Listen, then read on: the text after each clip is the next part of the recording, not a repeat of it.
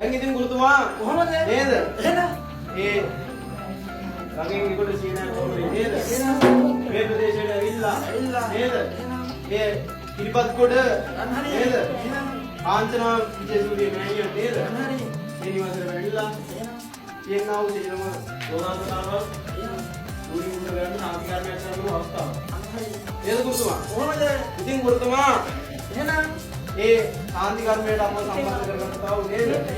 මේ මෑණියන්ට නේද? සියලු වැඩ කටයුතු සර්වපකාරයෙන් සාර්ථක වේවා කියලා. නේද? දීර්ඝායු වේවා කියලා. නේද?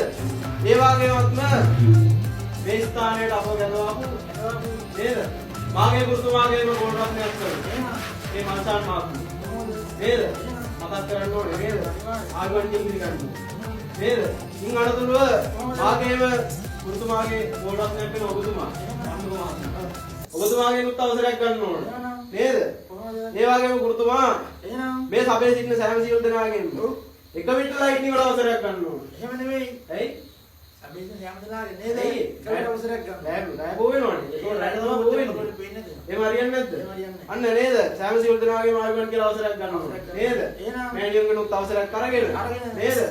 මේ අහන්දක්ම කියන්න ඕනේ එර්ථය. නේද? එහෙනම් මේ දෙවියන්ගේ සිත සාර්ථකවමත් කිරීමක් වශයෙන් දෙවියන් පිදීමක් වශයෙන් නේද? එහෙනම් යහන්දක්ම කියන්න ඕනේ එර්ථය විනාර දක්වන්නයි තියෙන්නේ. යන්න බලන්න එනවා.